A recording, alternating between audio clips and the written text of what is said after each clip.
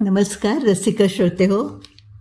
64 कला आहेत असं मानलं जातं आणि आता तर त्या कलांमध्ये आणखीन भर पडलेली असणार आणि कदाचित 164 कला पण झाल्या असतील.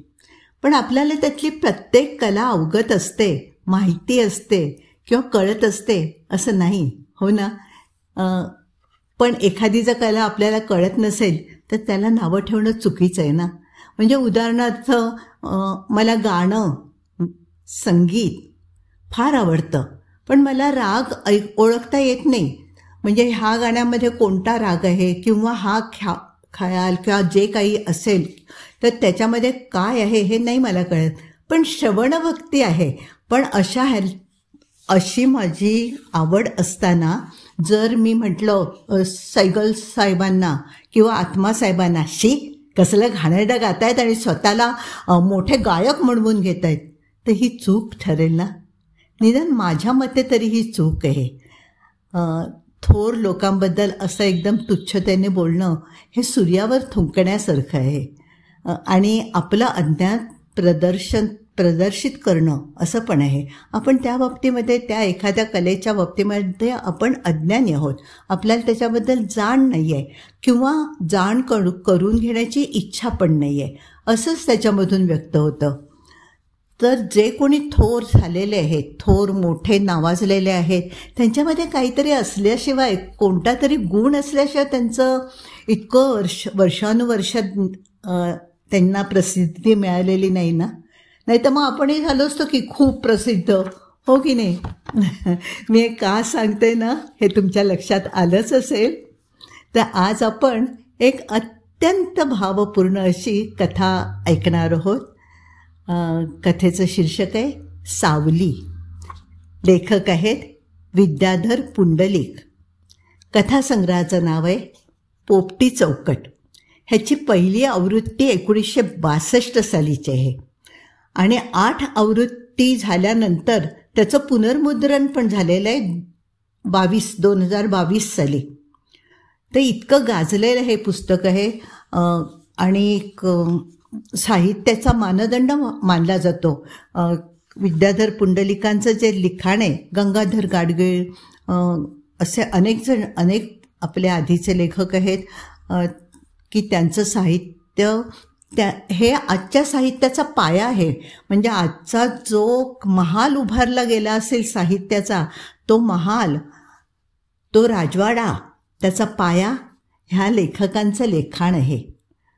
तर आज आपण ऐकूया सावली ही कथा. लेखक विद्याधर पुंडलिक. ऐकूया. शाळेची सुट्टी संपत आली होती. अजून कितीतरी घर आवरायचं राहिलं होतं. कपड्याचं, दूध दुभत्याचं, दोन्ही कपाटं पुन्हा एकदा सगळी व्यवस्थित लावायची होती. फळ्यांवरचे डबे घासून घ्यायचे होते. भिंतींवरून कुंचा फिरवून घ्यायचा होता. पण तिला काही करावंसं वाटत नव्हतं. स्वतःचा सारा संसारच तिला ओळखीचा वाटत नव्हता, नेहमीचा दिसत नव्हता. ती बाहेरच्या गॅलरीत जाऊन उभी राहिली. दुसरं काही नाही म्हणून उगाचच त्याची वाट पाहू लागली. तो नेहमीप्रमाणे चपला खरखरावत येत होता. पण तो आज एकटाच होता. बरोबर नेहमीचं टोळकं नव्हतं. अलीकडे कधी त्याच्याबरोबर दिसणारा तो कॉलेजमधला पोरगा अशोक, तोही नव्हता. आपल्याच तंद्रीत कुठेतरी पाहत तो येत होता. शेजारच्या दिघ्यांनी काय हो असं पुकारून त्याला नमस्कार केला. तो त्याला दिसला नाही. मध्येच एका वात्रट मुलाने आपल्या 2-3 भिडूंना त्याच्या इकडे तिकडे बघणाऱ्या हरवलेल्या नजरेची डोळे फिरवून हुबेहूब नक्कल दाखवली. तेही त्याच्या ध्यानात आलं नाही. त्याच्याकडे पाहून जाता जाता दोघा कॉलेजच्या मुलींनी आपली तोंड रुमालात लपवली आणि त्या फिस्कन हसल्या. तिकडेही त्याचं लक्ष गेलं नाही. वरून तिला हे सारं दिसलं. तिच्या अंगाचा अगदी संताप झाला. तिला वाटलं खाली जावं आणि त्या मुलींच्या उंदरा एवढ्या शेपट्या खेचून चांगलं 2 तोंडात द्याव्यात. मग एकदम तिचे डोळे थोडेसे पाणावले. तिला आठवलं लग्न झाल्यावर त्याच्या या तंद्रीची आपल्याला किती भीती वाटायची. पहिल्यांदा सारख्या वेड्या वाकड्या शंका मनात कुचकुचायच्या. घरी येईल ना नीट धडपणे, का कुठे कशाच्या खाली? ओह, तो घरी येईल तो जीवात जीव नसायचा. पण अलीकडे मात्र किती दिवसात का चांगलं वर्षात, कितीतरी वर्षात आपण त्याच्या काळजीने अशा धास्तावलो नव्हतो. का बरं असं झालं? तो अति जवळ आला म्हणून? की वय वाढत गेलं की असंच होत जायचं? की कोणत्याही टवटवीत भावनेला कंटाळ्याचा शाप आहे? की आपल्या मनात त्याच्याविषयी नाही, जीवाणूसारखा वर सरसरत आलेला विचार शहारून जाऊन तिने झटकून टाकला.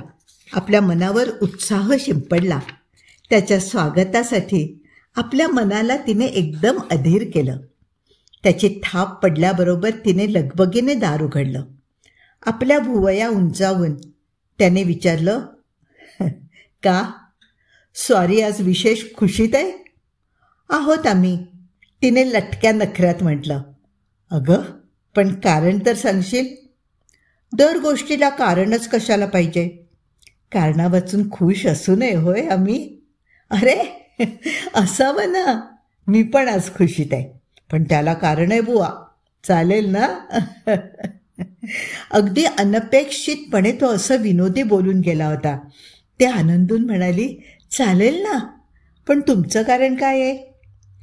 आज ना एक चेकावची फार जुनी गोष्ट वाचली, तेव्हा काहीतरी गोडधोड कर. आहा, श्वास ओढून डोळे मिटून त्याने जीभ टाळूला लावून आवाज केला. एखाद्या अट्टल खवय्याला एखादा पदार्थ आवडल्यावर तो करतो ना, तसा. ही त्याची कॉलेजमध्ये असल्यापासूनची लकप होती. एखादी कविता, गाणं, गोष्ट, रंग असलं काही आवडलं की तो तसा आवाज करी आणि ताबडतोब घरात काहीतरी गोडधोड करायला सांगे. करते ना, ती हसून म्हणाली. तिला वाटलं आत्तापर्यंत सगळं कसं छान शांत चाललंय. आता फक्त त्याने तो प्रश्न विचारू नये म्हणजे झालं. अरे पण मुक्या कुठे आहे? मुक्या म्हणजे त्याच्या थोरल्या भावाची मुलगी. ती मुकी म्हणून तिचं हे लाडकं नाव त्याने ठेवलं होतं. त्याचं तिच्यावर फार प्रेम होतं. तिच्याशी काहीतरी बोलून तो तिचे डोळे हसरे ठेवायचा, बोलके करायचा. वा, विसरलात वाटतं, आज ती घरी नाही का गेली? अरे खरंच की, तो म्हणाला आणि क्षणभर गप्प बसला. मग आपल्या कोटाची वरची बटणं काढत त्याने विचारलं, अखेर ज्या प्रश्नाची तिला मगापासून भीती वाटत होती तोच प्रश्न त्याने विचारला. काही पत्रबित्र? नाही. उत्तर देताना तिने त्याच्या चेहऱ्याकडे पाहिलं. पाण्याच्या खळखळत्या धारेखाली हात धरणाऱ्या मुलाप्रमाणे त्याच्या चेहऱ्यावर अजून एक नितळ उत्कटता होती. आपल्या पहिल्या कथेची वाट पाहताना त्याच्या चेहऱ्यावर जो निथळता भाव होता तोच अजूनही तिथे होता. कित्येक वेळेला तिला वाटलं होतं की त्याच्या चेहऱ्यावरची ही उत्कटता पार खरडून टाकल्यावर उत्कटता नसलेला त्याचा चेहरा कसा दिसेल. पण तो दुसरा चेहरा तिच्या डोळ्यासमोर काही केल्या येतच नसे. एक सुद्धा नाही. माझ्या कादंबरीबद्दल त्या सरस्वती प्रकाशनकडून काही आलं नाही? नाही. तिने चिकट तारेसारखं लांबत जाणारं ते संभाषण एकदम कटकन तोडलं आणि मग तिची तीच वरमली, शरमली. तिने हळूच अपराधीपणे त्याच्याकडे पाहिलं. नाही, तिच्या सुरातला तोडून टाकण्याचा कडवटपणा त्याच्या ध्यानात आला नव्हता. त्याचं लक्ष पुन्हा कुठेतरी उडालं होतं. पण जे मगापासून ती टाळत होती तेच झालं होतं. तो उदास झाला होता आणि तिने फुलवलेल्या वृत्ती मलूल झाल्या होत्या. घशात तोठरा बसावा तशी एक विचित्र गुदमरवून टाकणारी शांतता त्या दोघांमध्ये निर्माण झाली होती. तिला वाटलं काहीतरी पुन्हा बोलावं, वेगळा विषय काढावा, जरा हसावं, त्याला हसवावं, पण तरीही ती काही बोलली नाही. जेवण झालं आणि ती बाहेर गॅलरीत आली. कट्ट्यावर तिने मोठ्या हौसेने जिरेनियमच्या 2 कुंड्या वाढवल्या होत्या. त्यांची फुलं फुलली का हे ती बघू लागली. पण 2 दिवस कळ्या दिसत असूनही ती अजून उमलली नव्हती. ती हिरमुसली आणि उगाचच किलकिलत्या पापण्यांनी रस्त्यावरच्या एका दिव्याकडे बघत राहिली. पापण्यांभोवती जमलेल्या अगदी बारीक केशरी प्रकाश टिंबांच्या आणि रेघांच्या झपाझप हलणाऱ्या आकृत्या पाहत राहिली. पापण्यांवरचा तो सोनेरी टिंबा रेघांचा खेळ पाहता पाहता ती रमली. मग थोड्या वेळाने ती भानावर आली आणि पुन्हा आत आली. तो टेबलापाशी बसला होता आणि लिहित होता. लिहिण्याचा तो कोपरा त्याने कटाक्षाने फार व्यवस्थित ठेवला होता. छोटेखानी सुबक टेबल, एकही चुणी न पडलेला पानावेलींचा पांढरा शुभ्र टेबल क्लॉथ, काश्मीरी वॉलनटचा फक्त एका सुंदर वेलांटीचा टेबल लॅम्प, समोर छोट्या कोनाड्यात ठेवलेली त्रिमूर्ती आणि लिहायच्या वेळी न चुकता लागलेली उदबत्ती.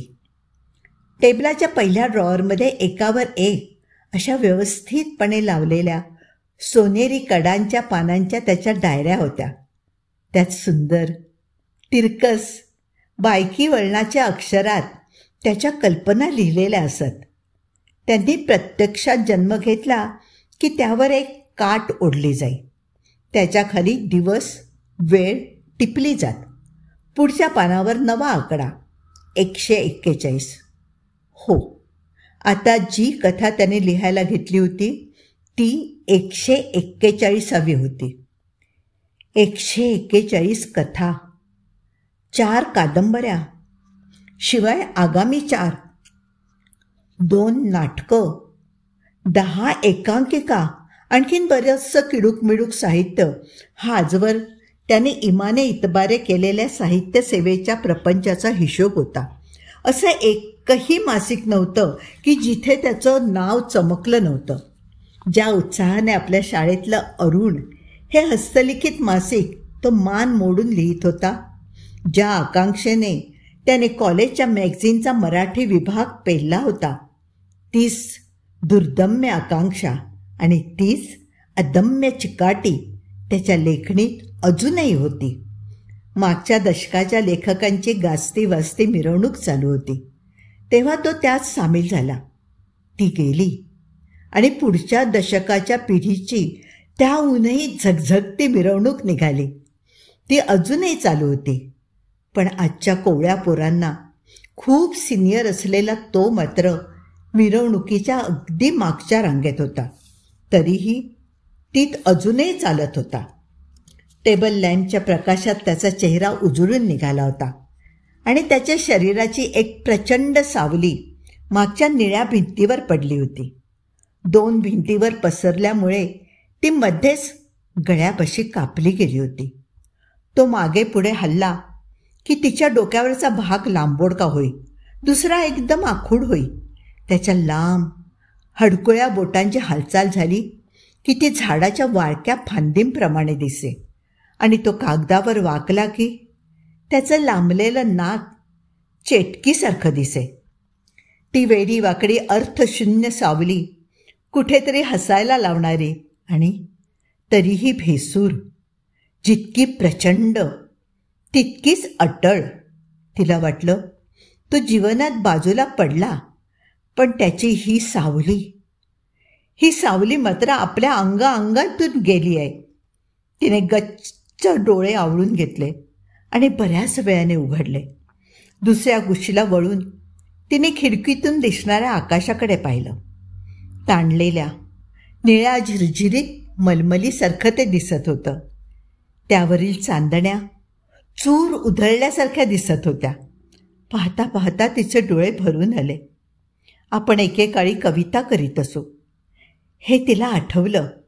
फार नाही, 5-6 केल्या होत्या, पण वाईट नव्हत्या, बऱ्या होत्या.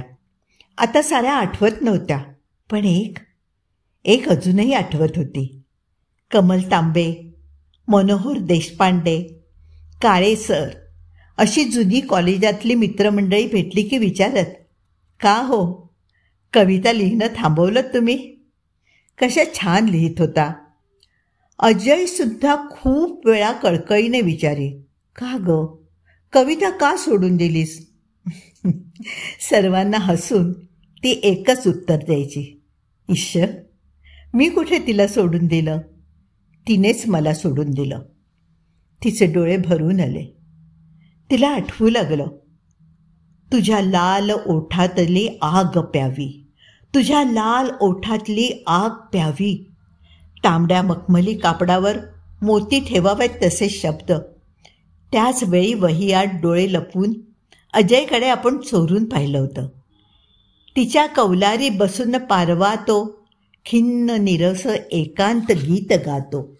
ओ हो हो हो हो हो, काळेसर भर वर्गात म्हणायचे. मग मान कलती करून डुलट डुलट सांगायचे, सभ्य गृहस्थ हो, जीवनाचा खोल अर्थ कसे शेंदून घेऊन आलेत पहा हे शब्द. त्या दिवशी वर्गाबाहेर आल्यावर असेंब्ली हॉल जवळच्या काळ्या दगडावर बसलो होतो आपण. त्याच वेळेला प्रथम अजयने असा डोळे मिटून आवाज केला होता.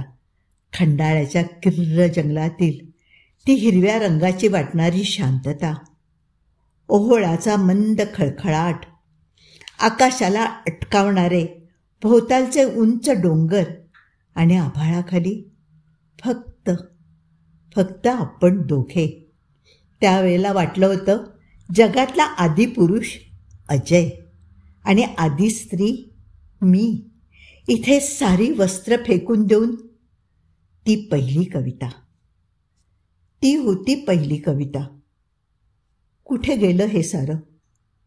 कुठे जातात या साऱ्या गोष्टी? का पार पार नाहीसं झालं सगळं? जाऊ दे.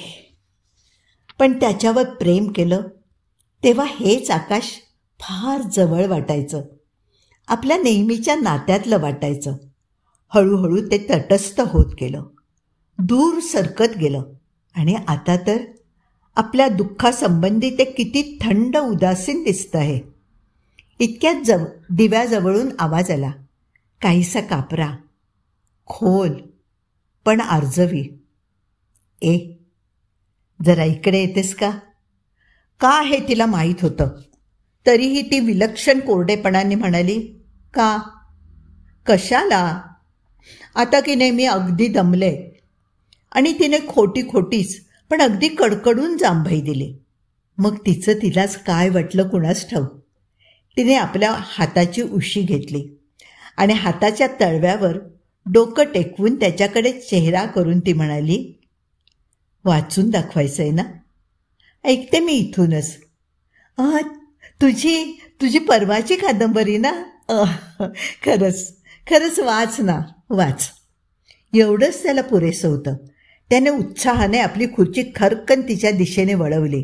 एखाद्या नटासारखा पुढे हात करून तो म्हणाला, ऐक ऐक हं. आणि तो वाचू लागला. त्याचा पहिला कथासंग्रह त्याने तिलाच अर्पण केला होता. माझ्या पहिल्या रसिक वाचकास. त्यावर अभिप्राय लिहिताना कुणीतरी एकाने खवचटपणे लिहिलं होतं, लेखकाच्या पहिल्या वाचका इतकं रसिकत्व आमच्या अंगी नाही, याबद्दल लेखकाने आम्हाला क्षमा करावी. तो अभिप्राय वाचून ती त्यावेळी रडली होती. पण आता त्याची आठवण झाल्यावर तिला हसू आलं.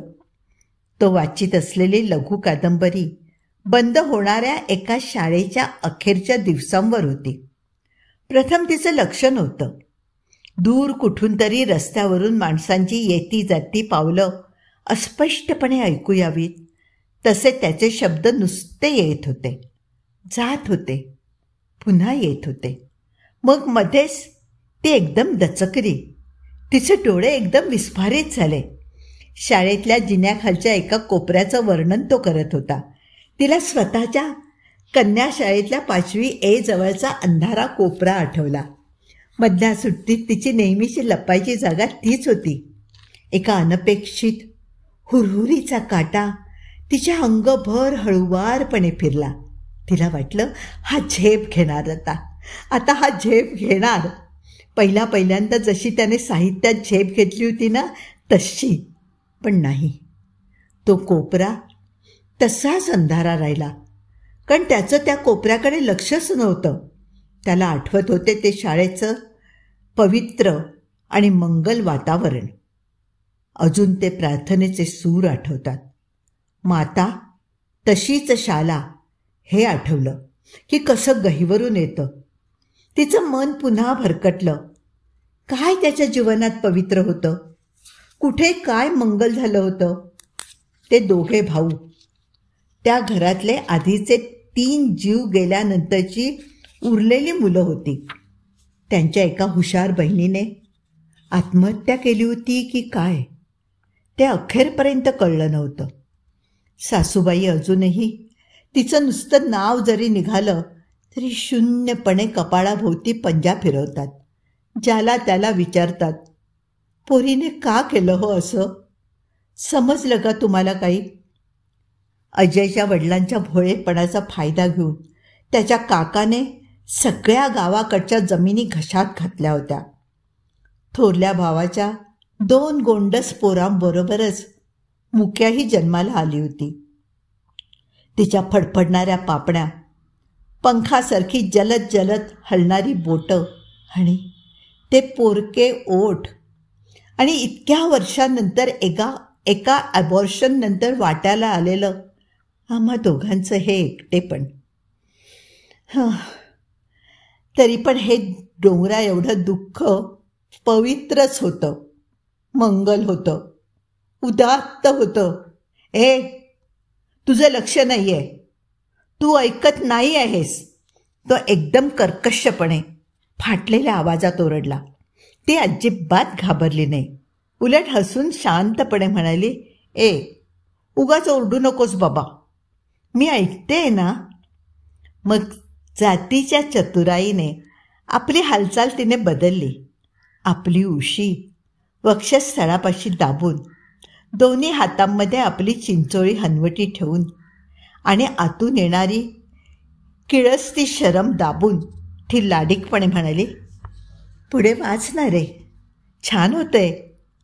तिचं हे लाघव पाहून तो अपेक्षेप्रमाणे एकदम निवला. त्याच्या आवाजातील धारही बोथट झाली. झालं गेलं विसरून तो वाचू लागला. शाळा लहान होती, तिला 3 मजले होते. तिचं मन आता एका वेगळ्याच पण नेहमीच्या नादात गुंगू लागलं. आठवतं तेव्हापासून आत्तापर्यंत भेटलेल्या माणसांचे चेहरे आणि नावं ती उगाचच आठवू लागली. तसं पाहिलं तर किती माणसं येऊन जातात आपल्या जीवनात. आई, बाबा, भाऊ, लहानपणाची मैत्रीण सुनंदा, तो कोपऱ्यावरचा राजकमल वाणी, सागरगोटे देणारी चिमा वडारीन, शिवण शिवणाऱ्या वझेबाई, समोरचा ॲक्सिडेंट होऊन गेलेला पंजाब्याचा राजकुमार, कॉलेजात शेजारी बसणारी नकटी वासंती. तिला गंमत वाटत होती. गाडीच्या मंद गतीबरोबर भोवतालची झाडं जशी झराझरा मागे जावीत तशी माणसं सरकत होती. जीवनातला भूतकाळ आणि वर्तमान काळ यांची चमत्कारिक पण मजेदार गल्लत चालली होती. बनू मावशी, गाडीत एकदा भेटलेली ती बंगाली मुलगी, विमल घोटक, अनंत, आणि ते एकदम एका नावापाशी थांबली, अनंत गोखले. जवळ आला तो एखाद्या लाजाळू मुलीसारखा. गोऱ्या मोऱ्या चेहऱ्याने आपल्या घरापुढच्या सायलीच्या मंडपापाशी घुटमळून त्याने एक निळं पाकीट आपल्या हातात ठेवलं. रागावू नका, तुम्ही वाचा, वाचा प्लीज, त्यात सगळं काही आहे, असं म्हणून तो लाजेने आणि भीतीने जवळजवळ पळालाच. त्याला नाकारल्याचं फार दुःख कधी उलून आलं नाही, पण गोळी अगदी ओझरतीत चाटून जावी तशी त्याची आठवण अजूनही दचकवते. अजूनही दचकवते. 2 वर्षांपूर्वी अनंता भेटला होता. इंजिनियर झाला होता. जाताना अगदी मनापासून अगत्याने म्हणाला, सुधाताई, तुमच्या मिस्टरांचं लिखाण आम्ही वाचतो बरं का, अधूनमधून वाचतो. हां. मग एक क्षणभर थांबून त्याने विचारलं होतं, सुधाताई, तुम्ही सुखात आहात ना?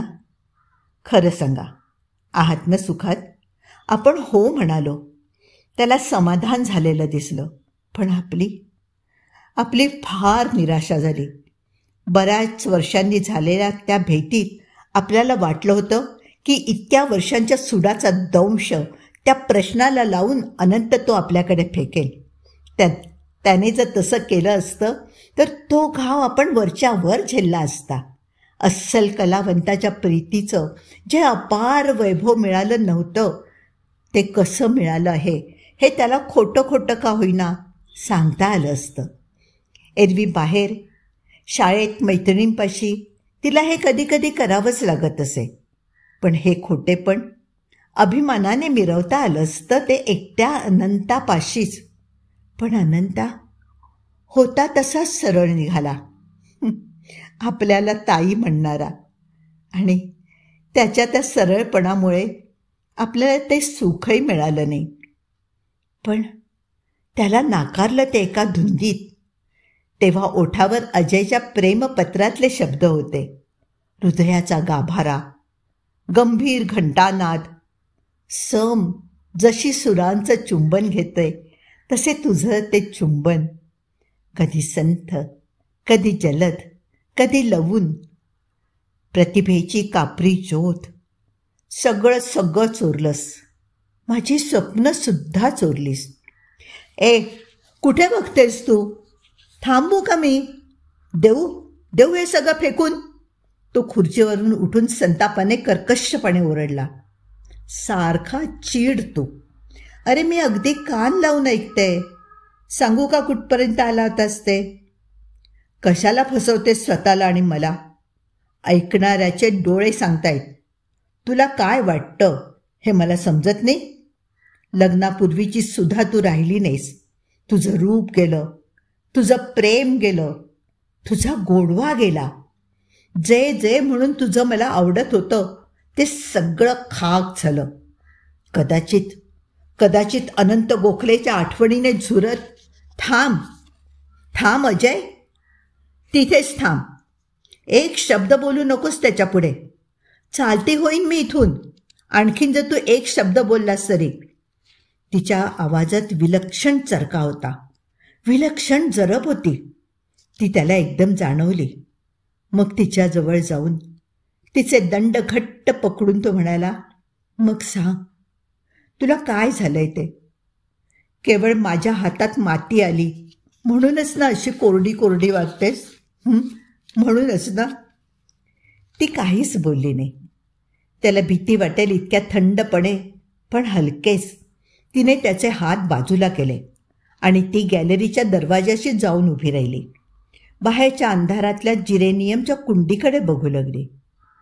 पण माझ्या हातात काय आलंय हे ठरवायचं. अजून मला उभारी आहे. काहीतरी भव्य मी रंगवेन. कुणालाही न जाणवलेल्या व्यथा मी आणेन असं माझं मन मला अजून सांगतंय. परवाच ते शोभाचे संपादक भेटले. म्हणाले, तुमच्या पहिल्या कथा मी अजून विसरलेलो नाही. परवा तो नाटक कंपन्यातला बोरकर सांगत होता की माझ्या दुसऱ्या नाटकाचा त्यांनी विचार चालवलाय म्हणून.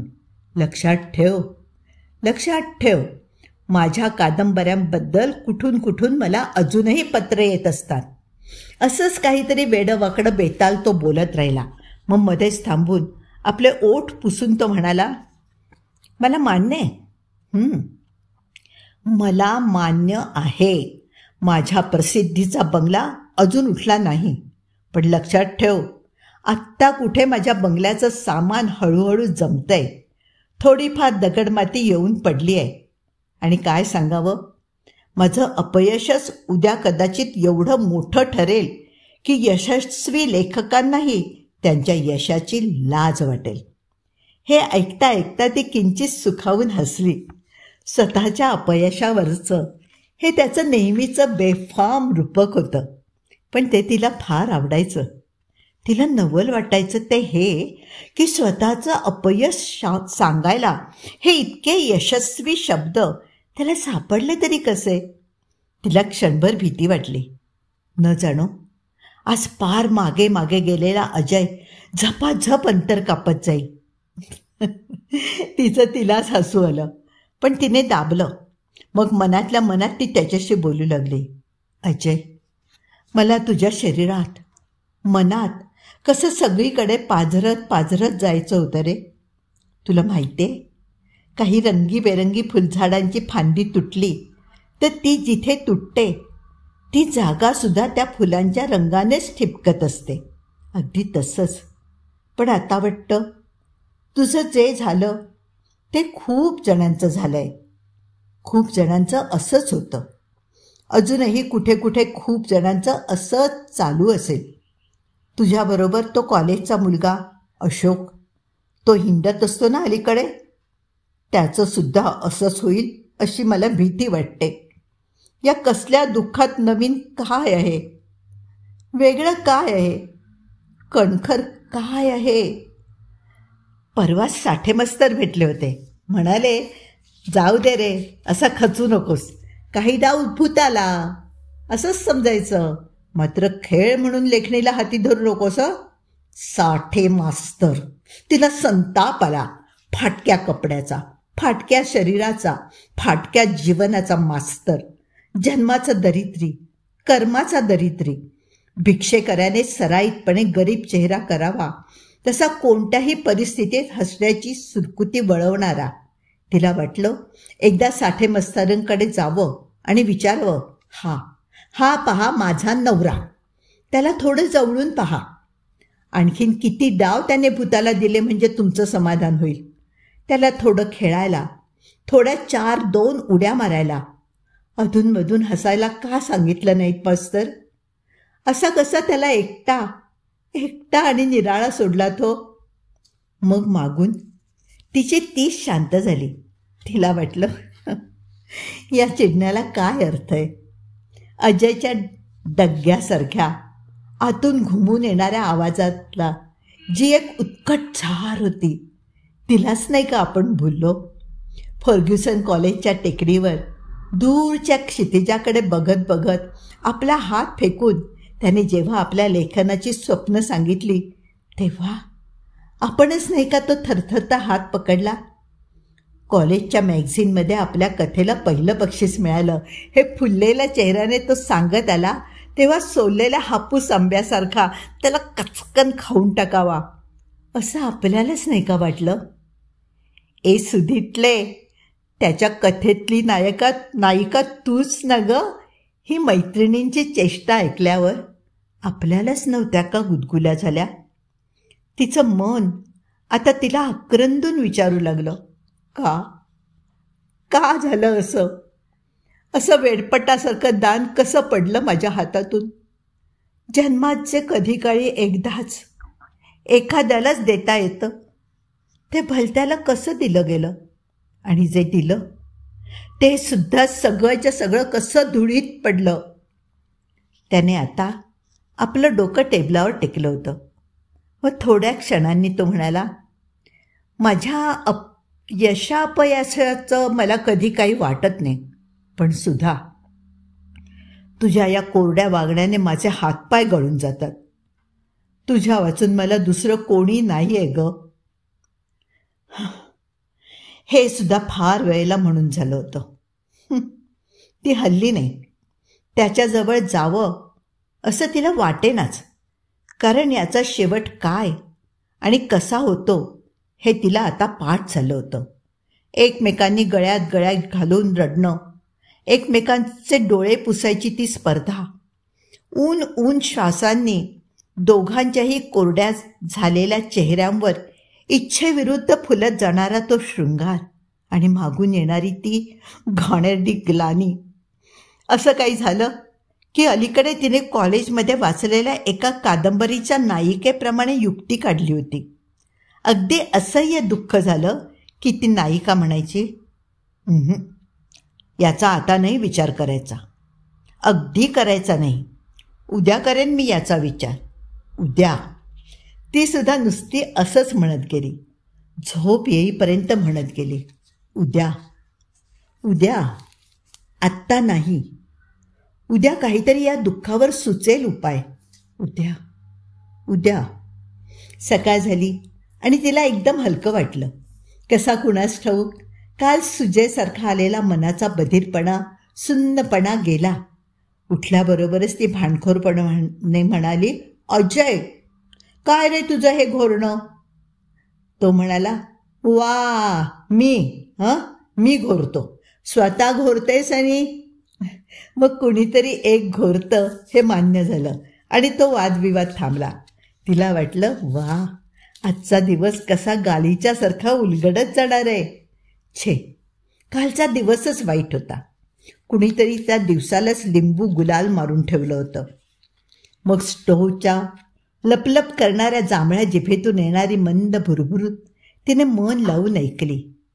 त्याने रेडिओ लावला तेव्हा सतारीची एक विलक्षण जलद गत लागली.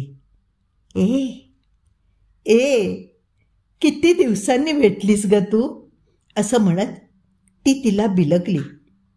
ती गच्चीकडे गेली तेव्हा जिरेनियमला तकतकीत विस्तवासारखी लाल फुलं आली होती. ती परत आली तेव्हा आजीने तिची आठवण म्हणून दिलेल्या लखलखत्या तांब्याच्या तपेल्यातलं पाणी तिला एकदम गोड आणि स्वच्छ दिसलं. आणखीनही एक गंमत होती. खिडकीच्या गजामधून सूर्याचा एक किरण त्या पाण्यावर पडला होता आणि पाणी हललं की तो ढंगाळ्या पिवळा पांढरा कवडसा भिंतीवरून उंच वेड्या वाकड्या उड्या घेत होता. त्याच्या त्या उड्या पाहून तिला खुदकन हसू आलं. वाटलं, कालची त्याची भिंतीवरची सावली पाहिली तर अशीच मजेदार नाही का? शेवटी जसं घ्यावं तसं आहे. छे, आपण उगीचच फार त्रास करून घेतो. कुणाकुणाच्या नवऱ्याला कसली कसली व्यसनं असतात. कुणी दारुड्या असतो, कुणाला सट्टा रेसचा नाद असतो, एखादा बाहेरचं शेण खातो. त्यापेक्षा हे लेखणीचं व्यसन काय वाईट आहे? आता त्याच्या हाताला यश आलं नाही, न येऊ दे, त्याचं काय मोठंसं. म्हणून त्याला आणि स्वतःला इतकं रक्तबंबाळ करून घ्यायचं. एखादं स्वप्न तेवत ठेवायची त्याच्यासारखी कुवत तरी किती पुरुषांमध्ये असते. आणि त्याचं प्रेम, हो, त्याचं प्रेम, ते सामान्य नव्हतं, खचितच नव्हतं. जे एकेकाळी ओंजळी भरून त्याने दिलं होतं ते सारं तिच्या डोळ्यांसमोरून जाऊ लागलं. वेड्याने एकदा आंघोळीच्या घंगाळात उंची अत्तराची लहानशी बाटली रिकामी केली. म्हणाला, बस, आज नूरजहानसारखं न्हाणं होऊ दे तुझं. आपण माहेरी होतो. त्याला स्वप्न पडलं मी गेले म्हणून. तो तडक सकाळी निघाला. तो रात्री आपल्या घराच्या दरवाजात उभा राहिला. आपण दरवाजा उघडला. हातात बॅग आणि डोळ्यात अश्रू. ती खाली पडली आणि तो म्हणाला, सुधा, तू आहेस, अजून आहेस. तो ॲबॉर्शन नंतरचा आजार. आपण 2 दिवस बेशुद्ध होतो. मागून समजलं तो शेजारच्या मुरलीधराच्या देवळात जाऊन 3 त्रिकाळ प्रदक्षिणा घालत असे. पहिल्या पगारातून स्वतःला त्याने 1 पैसही काही आणलं नव्हतं. चॉकलेट घेऊन आला. किती आणावं? 10 रुपयांचं. त्या चांदीच्या चौकटीची टेबलावर चढत लावून म्हणाला, बोल सुधाराणी, बोल, आणखीन हवं? ती बेहोशी, तो उन्माद, तो अव्यवहारीपणा. डोळ्यात आलेलं पाणी पुसून कालची राहिलेली कामं ती करू लागली. कुंचा घेऊन तिने तो भिंतीवरून फिरवला. 2 कपाटं लावली. अगदी हलक्या हाताने कपड्यांच्या घड्या घातल्या आणि आपलं अडाणी दुःख तिने असं फेकून दिलं.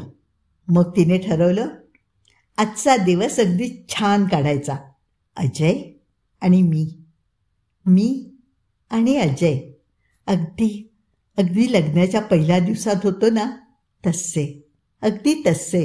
इतक्यात बाहेरून हाक आली, काय लेखक? अहो लेखक, अरे काय आहात की नाही? ती जागच्या जागी गोठल्यासारखी उभी राहिली. तिच्या कोवळ्या झालेल्या वृत्ती एकदम मलूल होऊन पडल्या आणि चेहरा खरकन उतरला. तो आवाज एका मोठ्या माणसाचा होता. ते लेखक. सतत 2 दशके त्यांचं नाव वाचकांसमोर लखलखत होतं. एखादा सर्च लाईट आकाशात फिरावा तसा त्यांच्या प्रतिभेचा झोत साऱ्या जीवनभर फिरला होता. आणि त्यांच्या शब्दात अशी जादू होती की पाण्यात रंग मिसळावा तसं ते वाचणाऱ्याच्या जीवनात जात आणि जीवनाचा अर्थच एकदम रंगीबेरंगी होऊन जाई. दारावर खाड खाड थाप्या बसल्या.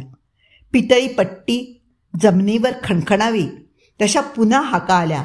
लेखक, अहो लेखक, अरे काय लिहित बसला की काय? हां. ती नाईलाजाने पुढे झाली आणि तिने दार उघडलं. काय आहेत ना लेखक? हां. शब्दाबरोबर त्यांच्या तोंडातून दारूचा एक कडसर आंबूस वास आला. पाण्याने भरावेत तसे त्याचे डोळे मद्याने भरले होते आणि त्यांच्या निळ्या घाऱ्या बुबुळांखाली फाट्याफाट्यांची एक बारीक लाल रेषा उमटली होती. तिने मान खाली घातली आणि म्हणाली, आंघोळीला गेलेत. मग बसतो जरा. हां, बसू ना? का तुमचा काही विरोध आहे? हां. ती आणखीच खचून म्हणाली, बसा ना आपण. आणि झटकन आत आली. त्या माणसाने आपल्या घरी येणं जाणं ठेवावं याचं तिला नेहमीप्रमाणे आजही नवल वाटलं. पण ते येत असत खरे. बहुधा अचानक धूमकेतूसारखे उगवायचे. कधी पहाटे, कधी रात्री, कधी दुपारच्या 2च्या उन्हात. लहर लागली तर बसत, बोलत, नाही तर घुमेपणाने बसत, नाहीतर दुसऱ्या क्षणी चालू लागत. लेखक आले आणि सरळ बैठकीवर पसरले. टक्क्याची घडी कोपराखाली घालून एखाद्या बुलंद अरबी अमीरासारखा त्यांचा चेहरा लाल बुंद दिसत होता. दारू, यश आणि धडकीची मस्ती त्यांच्या अंगात कशी ठासून भरली होती. त्यांच्या साऱ्या चेहऱ्यावरून ती उधळली गेली होती. चिलीम फुंकावी तसे भप भप करून ते सिगारेट फुंकीत होते आणि आंघोळ करून बाहेर आलेल्या अवघडून बसलेल्या अजयकडे ढुंकून सुद्धा न पाहता वर जाणाऱ्या सिगारेटच्या हेलकावत्या रेषेकडे डोळे आकुंचित करून बघत होते. हे सारं आतल्या खोलीतून पाहताना तिला फार कष्ट झाले. मग लेखकांनी आपल्या खिशातून एक गोल चपटी बाटली आणि एक फ्लास्क काढला आणि ते म्हणाले, काय लेखक, घेणार का? तो उगाच हसून म्हणाला, नो थँक्स. घ्या हो लेखक. शुद्ध निरामय आनंद रस आहे हा, सनातन आनंद रस. शिवाय पोट आहे. पोरगी चावावी ना तसा डंख मारते पहा. नको नको. आणि तुम्ही सुद्धा फार घेऊ नका बुवा. तो अवघडून अस्वस्थपणे बोटांची चुळबुळ करत पण कळकळीने म्हणाला. लेखक मोठ्याने खदखदा हसले आणि म्हणाले, रोज घरोघरी सहस्त्र स्वयंपाकघरातून, सहस्त्र रोळ्या रोळ्यातून धुतल्या जाणाऱ्या तांदळासारखं माझं चरित्र नाही हे लेखक, तुम्हाला माहितीच आहे. आत तिला धडधडल्यासारखं झालं. तिने काकुळतीने आपल्या हाताचे पंजे एकमेकात अडकवले. हे लवकर संपू दे, लवकर संपू दे, लवकर थांबू दे. ती पुटपुटली. काय? हां, हल्ली काय लिहितात? खरी गोष्ट तिला माहिती होती. 2-3 महिन्यांपूर्वी मुक्यावरच्या आपल्या कादंबरीचं चोपडं त्याने त्यांना दिलं होतं. त्याबद्दल सरळ न विचारता तो आडवळणाने त्यांना विचारत होता. नाही, एक अक्षर लिहित नाही सध्या. दिसला विषय की घे उरावर. असल्या रानगिरीचा वीट येतो हो कधी कधी.